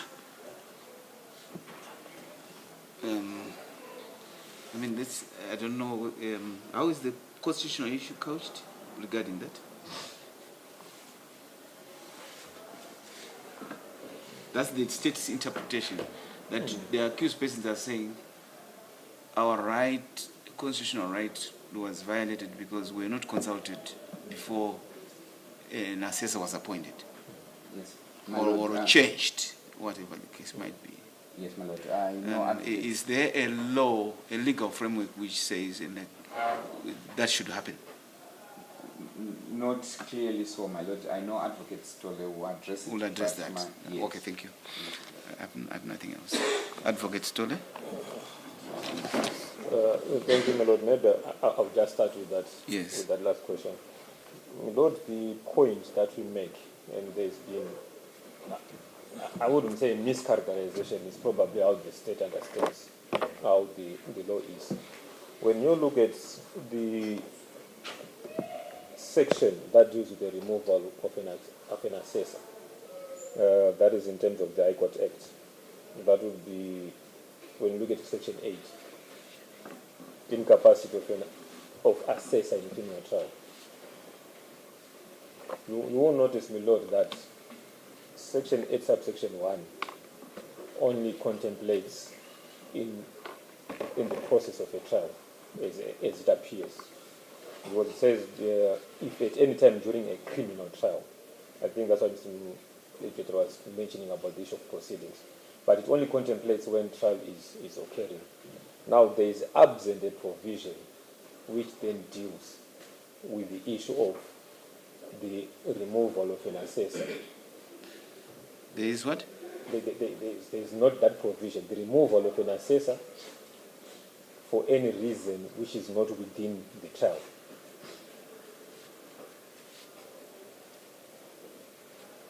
The Section 8 is silent on that. What does Section 8 provide? Is it the replacement of an assessor or the removal of an assessor? The removal of an assessor. And what sort of agreement should be sought from the accused person? Now, from our reading of the provision, is that when a judge thinks that it is necessary to have an assessor removed due to incapacity, he may, it says the judge may, if he thinks fit, with the consent of the accused person and the prosecutor, direct that the trial shall proceed without that assessor. So the judge decides that I think he's incapacitated to act, the assessor, and then consults the accused person instead. And the matter may proceed with that consent with one assessor. But what the entire provision is silent upon is that issue of having an assessor replaced or removed due to incapacity, not during trial proceedings. So even, for example... Removed from where? From the constitution of the court. Because the court is constituted, like what happened on that day, is constituted, and the argument is that trial is not commenced. So that particular situation where there hasn't been that commencement of trial, but there has been an assessor who is then incapacitated to proceed tomorrow or to the proceedings which relate to... but would that... The continuation with one assessor obviously implies that the trial is in progress, isn't it? Yes. And it is... you don't want to disturb the trial. Yes. And you may then decide that we proceed with the one assessor who remains available. Indeed. What about where the trial has not started? Is it really desirable to start a trial with one assessor? From the circumstances of our case. No, not to start with one. We obviously have to start with... Yes, two. I'm simply saying. We have to start. That's what I'm trying to say. Yes. We are dealing with it's common cause that we are dealing with a trial, with a situation where the trial has not started. Indeed. And the Act says there ought to be two assessors. Yes. For some reason, the assessor who had been selected by the registrar is no longer available. Indeed. And it's not really the judge who has made that determination. But the trial is not started. Indeed. Is it what is contemplated in terms of Section 8 that the accused person may then elect that the trial should start with one assessor? No, my Lord. What is contemplated Yes. is for the court to maybe consult the accused person and the state, and then the state gives directions on how to proceed. To consult the state on what? One is no longer present, the assessor. We now have one assessor, and you want to commence trial. The court is not in charge at that point in time. The trial is not started. What I'm understanding is that, my understanding is that when the trial is started, and obviously the presiding judge makes the decisions pertaining to legal issues, but the trial is not started. Is it up to the judge? Now, this is where I would submit it would be up to the judge. It would be up to the judge? Yes, because it's part of the composition of the court. The court says... So what should the judge be asking the accused person? It's affording the right to be heard. Yes, what should it be? It can be said, if you have any issues to say this assessor is now incapacitated, we need to proceed. Maybe the reason of incapacitation is A, B, C, D, E. And maybe the accused person can actually be querying the reason for the incapacitation. So there's no way... Let me capture that. Is to advise, is to say, you said say, is to say... Bring it to the attention of the accused person. To bring it to the attention... of the accused person. That we have this situation, the assessor is now incapacitated by reason of A, B, C, D, E. What do you have to say in respect of how we are going to proceed? I'm just thinking, do we have another one sworn in to substitute that assessor, or we proceed with only one who was sitting yesterday and is present for purposes of commencement of trial? No, that's it. I think it should suffice to say, what do you have to say? Indeed. So then that's what you're saying, isn't it? Indeed. Okay. So that is... And your point is that did not happen. And my Lord, you note this. It might result upon, let's say, engagement, as we have done in the particular circumstances, that there might be a revisitation of whether the issues as they are still require the participation of assessors, or the court will simply proceed to a trial. So it's... I just want to understand the grievance there. How did the accused persons become aware that an assessor had become incapacitated? From how we recall it, we were only advised in court. By who? By the court. By the judge. Not the court, by the judge. By the judge. You see, my Lord, it's always difficult when you're to say judge and not in chambers. But that's how the issue was brought to the attention. They were advised by the judge. And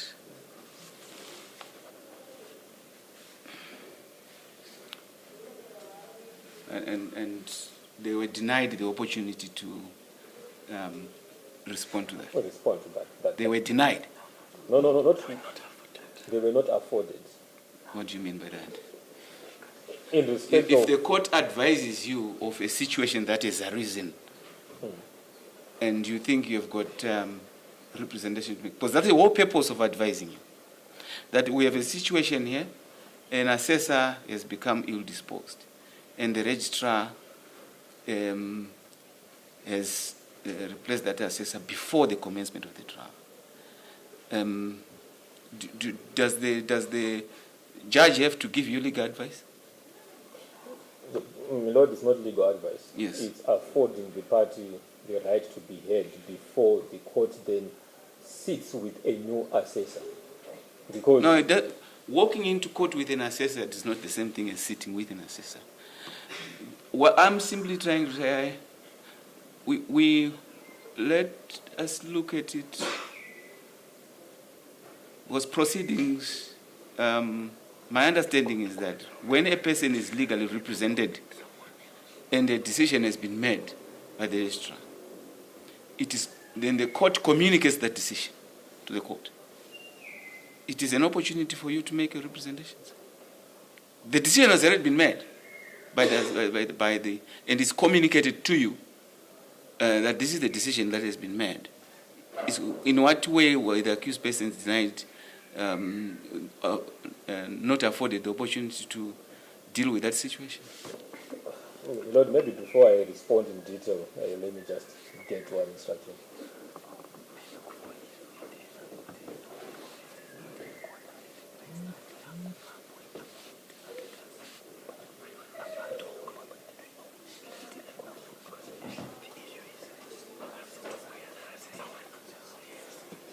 My Lord, the record shall reflect, and I say this with respect. We were not told that the registrar has appointed another assessor, has replaced another assessor. What were you told? We were advised that the assessor is incapacitated. I think the actual reason is maybe illness, if I'm not mistaken. Mm-hmm. And then we are now joined with, these are my words, but the record will reflect the correct phraseology used. We now have a different assessor sitting with us, and we take it as a substitution. And that's the extent that I recall. I think the person who was being engaged was Mr. Jetel, in respect of objections, whether he had any issues to comment on that. And one of the answers that we gave, even when it came to Mr. Madu, is that we will deal with that issue in our constitutional grounds that we need to raise. But this is the point, my Lord, that we also further make. The ability to then have a new assessor on the bench, it is not the registrar who appoints. In terms of the law, it is the judge who swears in the assessor. And we take it that process would have happened, that he was sworn in. I'm simply asking you, Mr. Stolle. Yes, my Lord.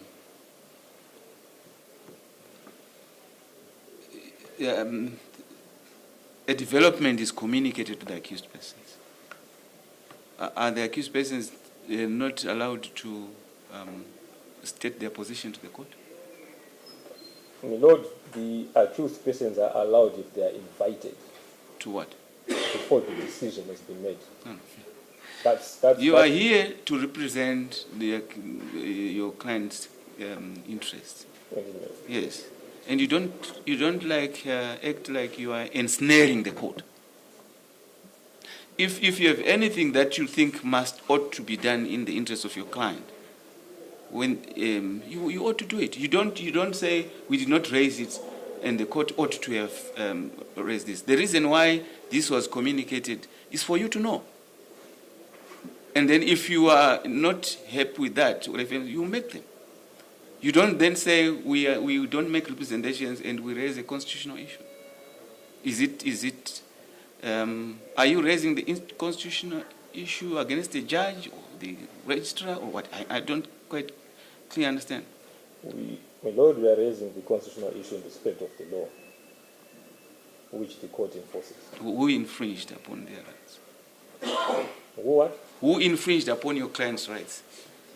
My Lord, that we will not know in respect of whether it is the court or it is the... No, you need to know. You need to know. It's not... When you make a specific allegation of an infringement, it must be against somebody who has infringed upon it. My Lord, this is how I understand it, and this is the instructions and the advice that we have. Yeah. We are not notified as to then understand our representations. We are advised of a development which has taken place. And we are saying, before we now have the court coming in or sitting, yes, with two individuals, one who's different from who was there yesterday, yes, we ought to have been afforded an opportunity to make those representations so as to see whether it would have necessitated the coming in of the second assessor or the matter would have proceeded with one assessor. Yes, I want to know. Well, this is my opportunity, my last opportunity that I'm giving to you. It's up to you. If you don't wish to address that issue, you can abstain. I simply want to know who among, I was under the impression that this was an allegation against the registrar of an infringement. But if that is not the case, who then infringed upon the accused person? So it's important in determining whether or not there's been there's a constitutional matter that arises. Without really preempting what I want to understand, I want to know who exactly is it. Is it an irregularity alleged against the judge, or is it an irregularity alleged against the registrar, or some other person? At least that has to be clear. Lord, if I may take a session.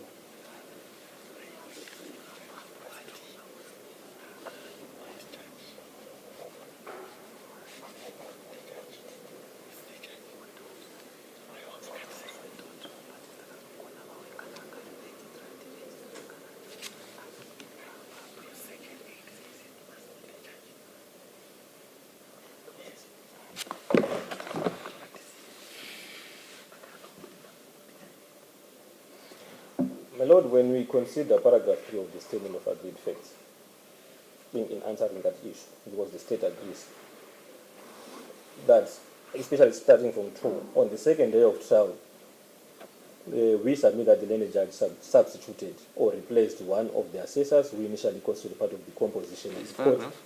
Paragraph 2 of the statement of agreed facts is agreed by the state and the accused persons, and signed by both parties. Yes. And then paragraph 3 proceeds also to say the substitution or change was done without prior consent or consultation of the accused person. So the allegation is against the judge? From what the statement of agreed facts No, says. from your perspective.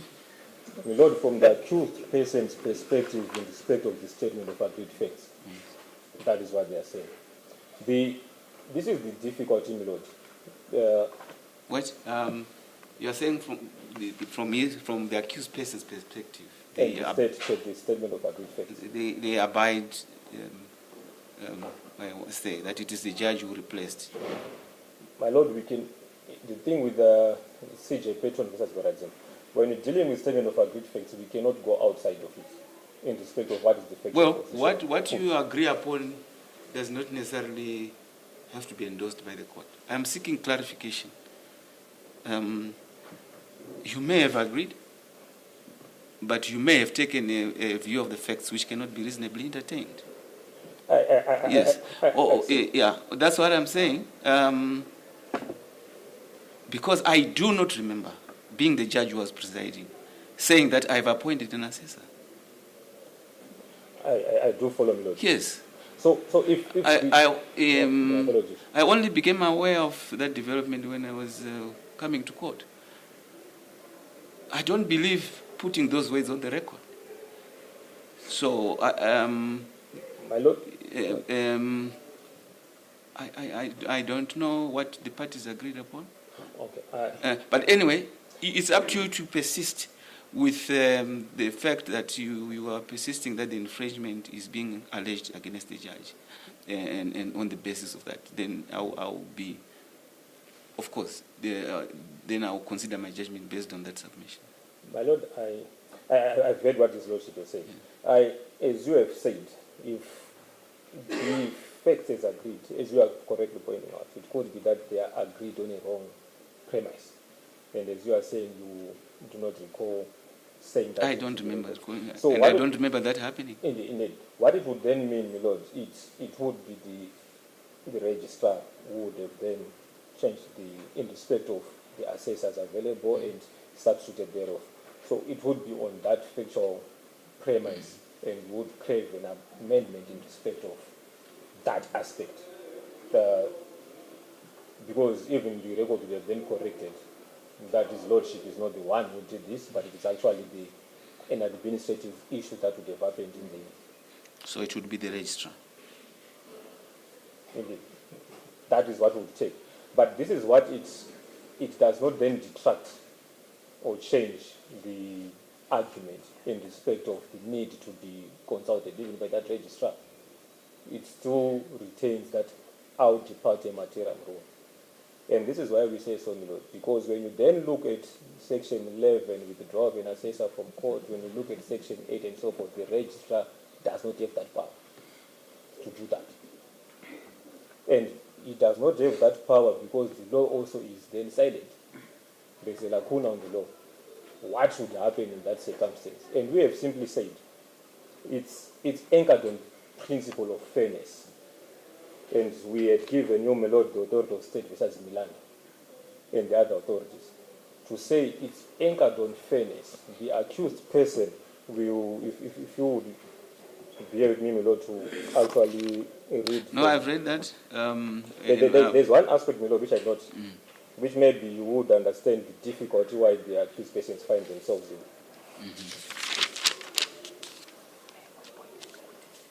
The issue, my lord, speaks to the rule of fairness. There's that aspect that the court would then have to hear both parties, but in our circumstances, the accused person, that this is what has developed, this is what the registrar has done, or this is how the registrar intends to proceed. How do we deal with this situation?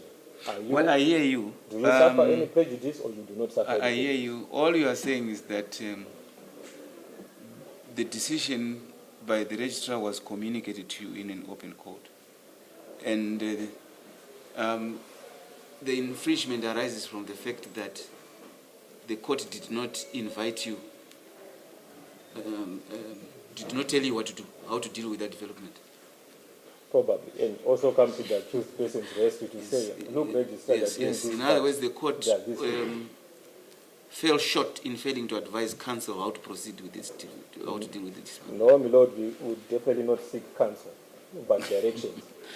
Okay, we anyway, not get legal advice from the court. If you may just let me know. You seem to be very well, you can proceed. Lord, if I may just get instruction on one aspect.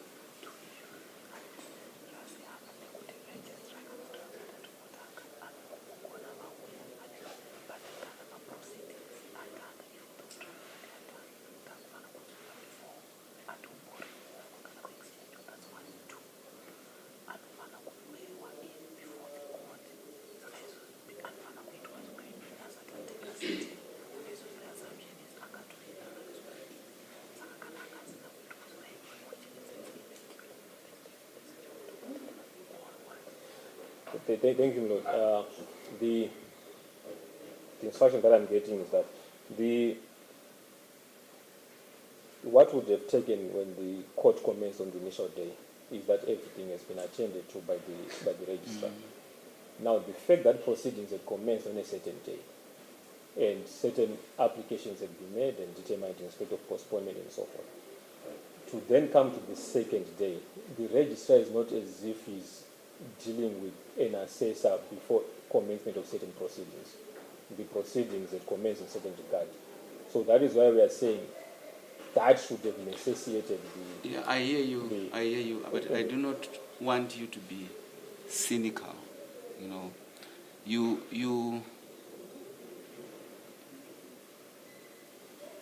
accept that the judge advised you of the development and asked you what the attitude would be, and then you said you'd be dealing with that in your constitution, in your, addressing that together with the constitutional issues, and you say that the court had not invited us to. You said we did not state our client's position because the court had not invited us. That is exactly what I mean when I want to ask that. You are implying that when the court brought that to your attention and asked you, what your attitude was to that development, you wanted the court to go further and advise you on how to deal with that development. No, my lord. I see maybe where we are missing each other. Yes, because you said, well, we don't seek advice from the court. No, as in legal advice. not yeah, because that's what I want to understand. What is the point, being made there? Initially, the suggestion was that this ought to have been managed in chambers, and I've said to you, there's no requirement that these issues should be managed in chambers. There's no such requirement.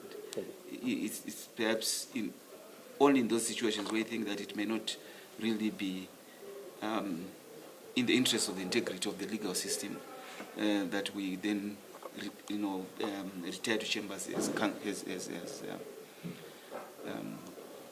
the judge and legal practitioners. But if it's something that, a development that has happened and which everybody can see, I don't see there's anything wrong in raising that in a court. And you are allowed to state whatever your client's position is in an open court. Indeed, Lord, you sort of pulled the words out of my mouth. I was going to say what would have expected, which you also relay, Yes. would have been, because it's a lacuna, it's a grey area in the It's system. not. All I'm saying is that these are proceedings which are already unfolding in public. You see, and the public have seen, one face today, and they see another tomorrow. There has to be an explanation in an open court by the judge. Yes, my Lord. Yes. Where I'm saying the lacuna is in respect of how that happened, the substitution and thereof. The act is not clear in respect of that. It's not Because clear. there are things. Because if you, but then you speak of a right to be consulted. When it's one thing to say there's a right to be consulted, and another to say there's a lacuna. Lacuna means that you really can't put your finger on any law that regulates that situation.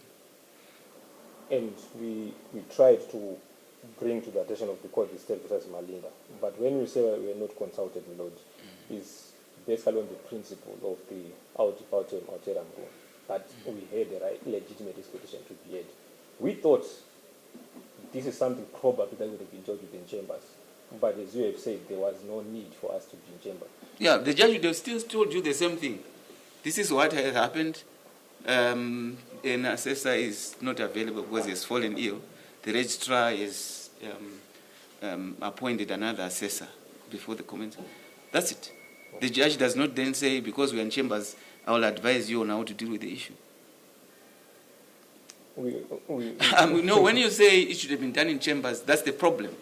Fair enough, we know sometimes we manage cases in chambers, but it's as if you are indicating that what would have happened in chambers would be different from what would have happened in an open court. My Lord, that's not what we are supposing. What we propound, my Lord, is that. So what prevented counsel from stating their client's position on that development? My Lord, I believe I've already addressed that aspect. Maybe I understood you. Can you just restate it for clarity? My Lord, we indicated, I believe it was Mr. Maduko, that would address that issue in the point that we intend to raise. That's how I recall it, and I think for the previous proceedings and so forth, this is what the accused persons have then been doing. You intended to raise it as an issue among the constitutional issues that you were going to raise. Indeed.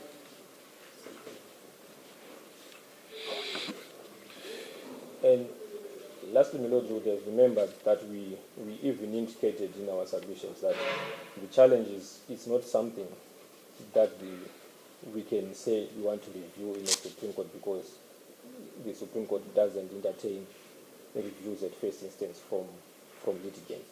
That's part of the arguments we were making to say that we do not then see the remedy apart from trying to raise it through a constitutional application. Beyond that, my Lord, I'm not sure whether you want me to proceed to the other issue. My Lord. Yes, you may. Indeed. Beyond that, my Lord, the point, I believe Mr. Secretary has clearly dealt with the distinctions in Dengues and other authorities. The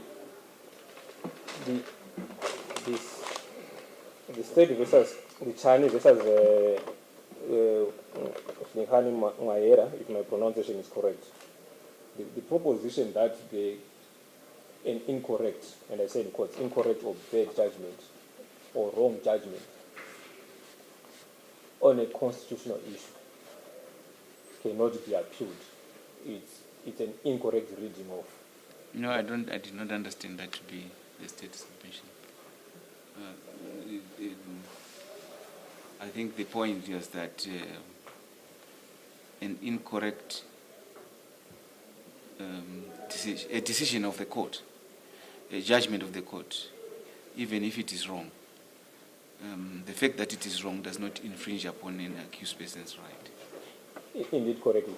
You correctly put it across, my Lord, and the state are incorrect in our humble submission. If you read that judgment, Maera, Chani versus Maera, if you read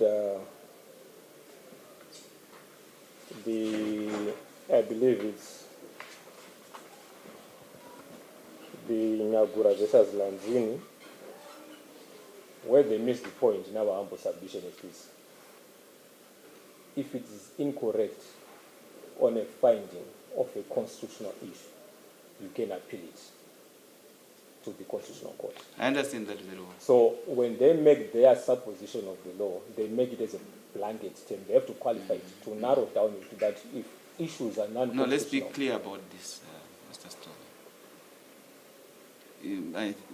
That's exactly the Vera case, where the court, you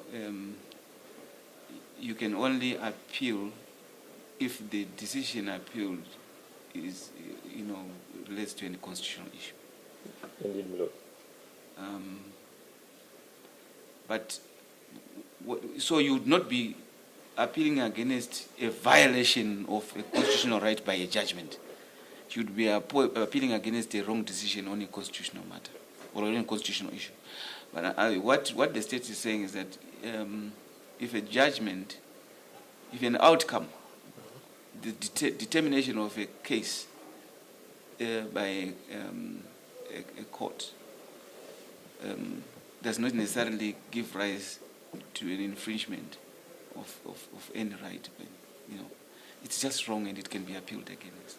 Indeed. I'm saying this because it is common cause that the judgments that have been discussed were not on constitutional matters. In other words, the bail matter did not deal with a constitutional matter. The appeal, which was dismissed, did not deal with a constitutional matter, which is now raised. The bail application did not deal with. What the state is saying is that, assuming the decision in determining the appeal was wrong, that does not really result in an infringement because there's a remedy. Assuming the decision on the bail application was wrong, that does not really result in an infringement of any right. It simply needs to be appealed against. Not that a decision on a constitutional matter. Maybe you could be mixing the two. There was no decision on a constitutional matter along the way. I do follow. Maybe it's an argument for another day with the state inspector, because there is the accused persons that have said and the appeal against the bail ruling, there wouldn't be any remedy to further take it up to the Supreme Court. No, but that's not the issue before us. Yes. That's clearly not the issue before us. Indeed. That's why I was maybe saying they should qualify it, but Lord, yeah, no, it is clear. I'm very clear. I'm very clear about what the position is, unless you have cases to the contrary. In any event, there's no allegation that the judgments were wrong. Indeed. So let us not deal with hypothetical situations. For another day. Indeed. My Lord, unless there are issues that we want us to address, we abide with everything that we have placed before the court, and we move for the successor for the referral. Very well. I think nothing arises. I think I'm very clear about the respective positions taken by the parties. I see Mr. Mugia there is maybe this is saying itching to say something to you, to give further instructions. If I may just...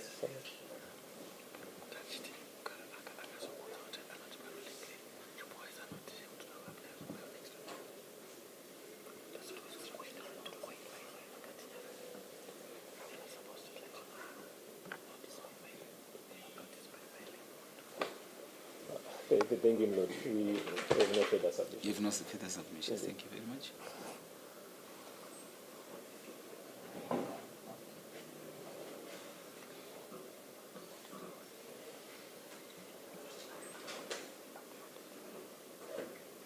Very well. We have been dealing with this request for referral for 1.5 months.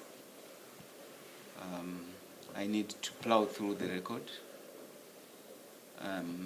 consider the submissions, refresh my memory on what transpired, and of course refresh my memory on the cases cited by the parties and determine how they impact, how they should really,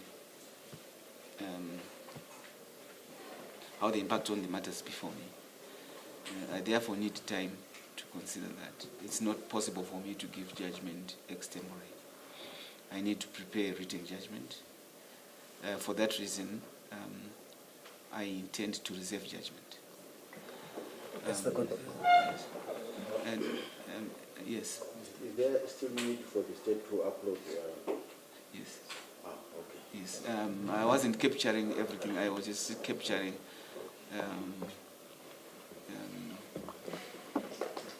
what I captured.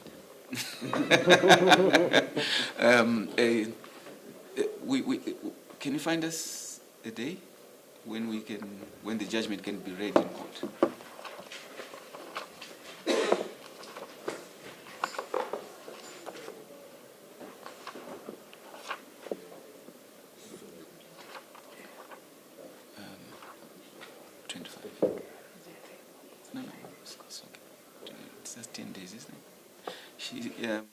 The next available date is the 25th of November.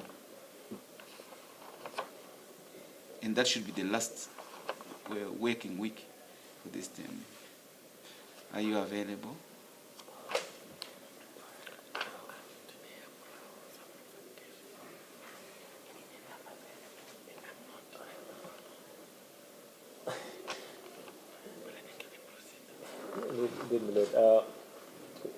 I am available, though my instruction would be unavailable.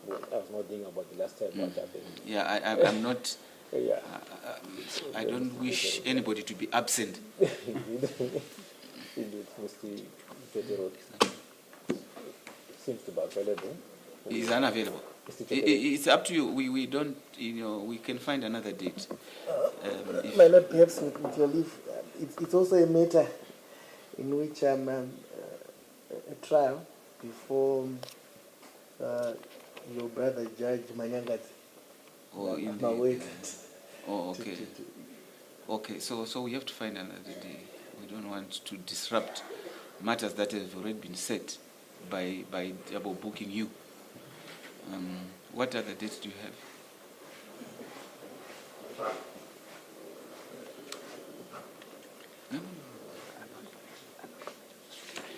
It definitely can be earlier. If it took you 1.5 months to argue a matter, I need time to prepare. And then we'll have to find a date during the vacation. If you agree, because when I, so that we don't, get into pitfalls and, if I must do this, if I must deal with this matter during vacation, I need your consent. We as the defense team are available on vacation dates. I'm not so sure from our colleagues, the state. The state will be available. So give us a date during vacation.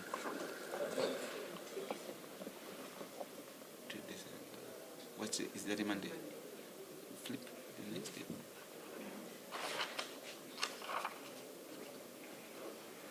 Okay.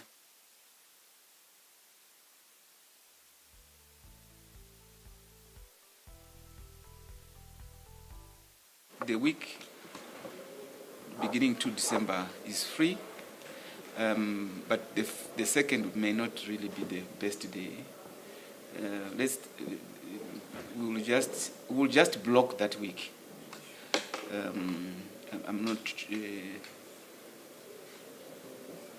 I'm hoping that during that week the judgment will be Sorry.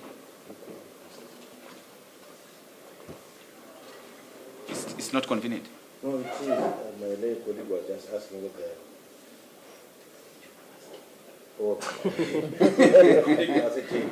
Whether witnesses are going to be called. Yes, there are several reasons why I've said we should block that week. The first thing is that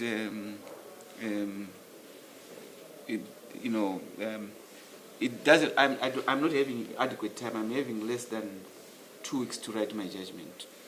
So it is possible that the judgment may not be ready on the 3rd. It may not be ready on the 4th, but it will be ready. In other words, the accused person, since it's a criminal matter, will have to come back on the 3rd. If my ruling is ready, it will be read out to them on the 3rd. But if it's not ready, may be ready the following day. It may be ready the other day until the end of. But it won't go beyond Friday that week. And the second reason is that this is an interlocutory decision, and if they succeed, then we all go home for Christmas, awaiting the outcome of the referral.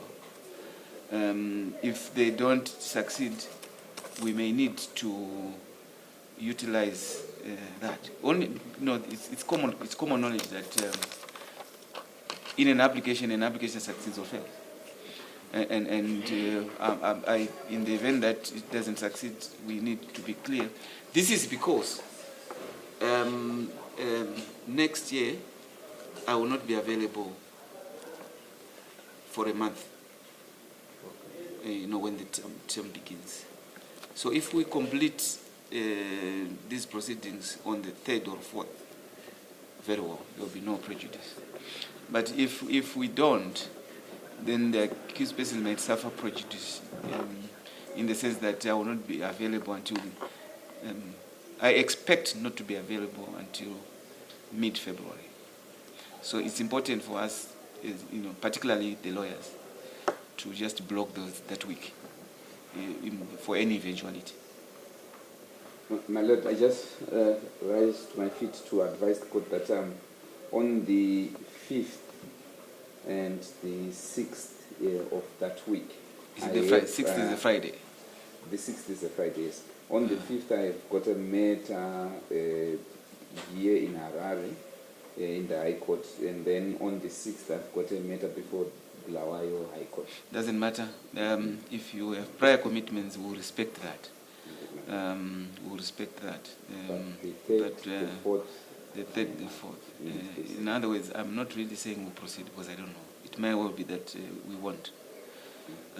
So I was just saying, as a contingent measure, we could just block that week for all of us. But if you're not available on the Thursday, that's how it is.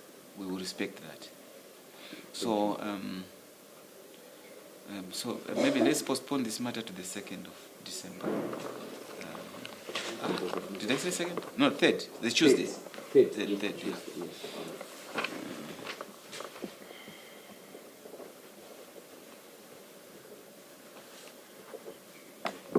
Stand up, accused persons. We will postpone this trial to the 3rd of December 2024 for the court's ruling on the request for referral to the Constitutional Court.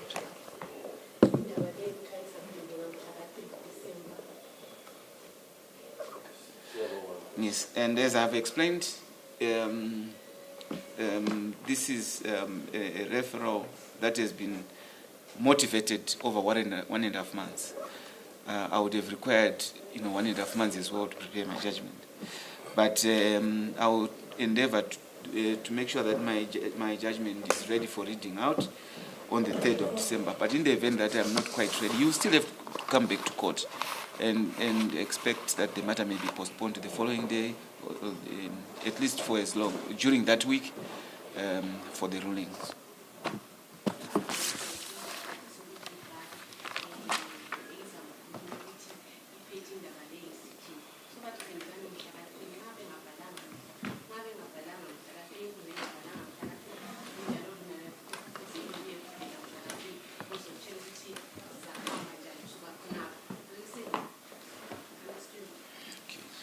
Any other business, Registrar? The court will rise.